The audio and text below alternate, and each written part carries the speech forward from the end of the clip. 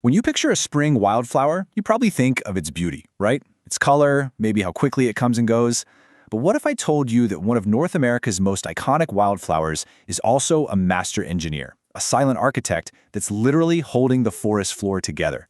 Okay, let's get into it. We're going way beyond the petals to uncover the hidden life of the Great White Trillium. You know, when you see a site like this incredible carpet of trillium, you're not just looking at a pretty colony of plants. Not at all. You are seeing a powerful biological system at work. Every single one of these flowers is an anchor point in this huge underground network that plays a vital role in stabilizing the very ground it grows on, especially in the fragile ecosystems you find in our woodlands and ravines. All right, before we go any further, this is really important. This explainer is for educational purposes only. We are going to talk about historical and traditional medicinal uses, but this is absolutely not medical advice. You have to consult a qualified professional before handling and especially before ever consuming any wild plants. Seriously. So, how in the world does a delicate little flower become an engineer? Well, it all happens underground, in a hidden world of roots and fungi that form the true foundation of the forest. This is where this cool idea of soft bioengineering comes into play. See, the trillium has this thick, horizontal rhizome, that's its underground stem, and it sends out this incredibly dense web of fibrous roots, creating a kind of biological mat just beneath the surface. On steep, wooded slopes, this network is absolutely essential. It binds the topsoil, stopping the rain from just washing it all away. It even teams up with mycorrhizal fungi, which produce a sticky substance that literally glues soil particles together. The whole system makes the entire forest floor so much more resilient. Now, to really understand this plant, and to safely identify it, you have to know its secret code.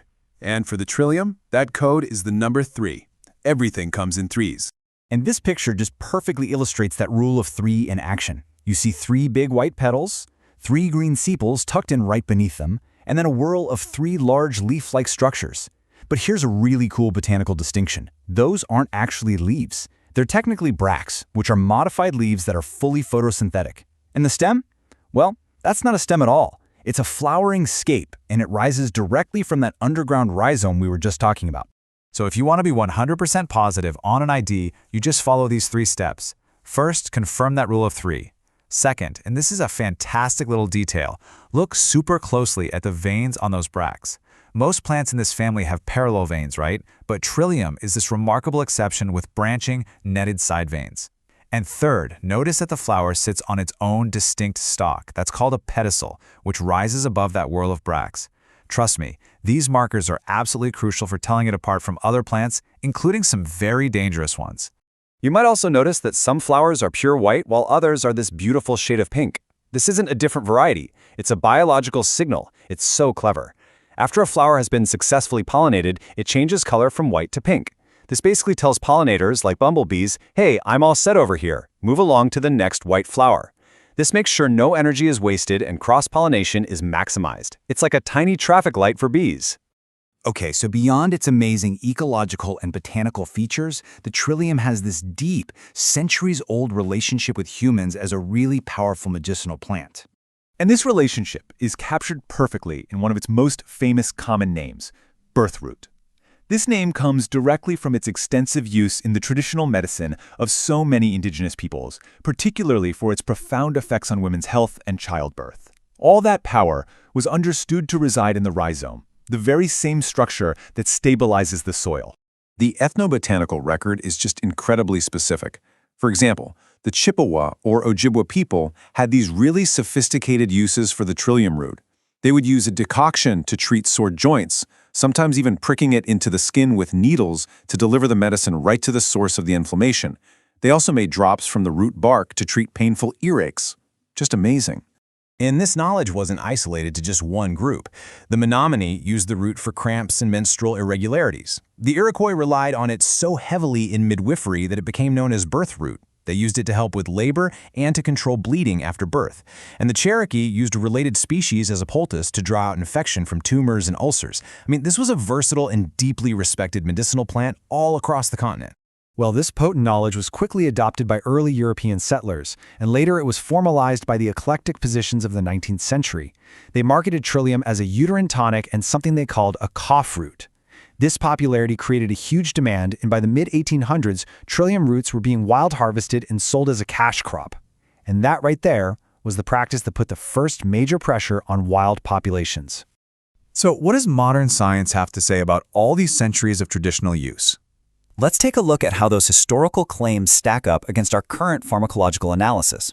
Well, modern science has confirmed that trillium contains some potent bioactive compounds, things like steroidal saponins, which could, in theory, account for its traditional uses. But, and this is a big but, there is very limited modern clinical research. There are few, if any, robust human trials out there to scientifically validate these applications.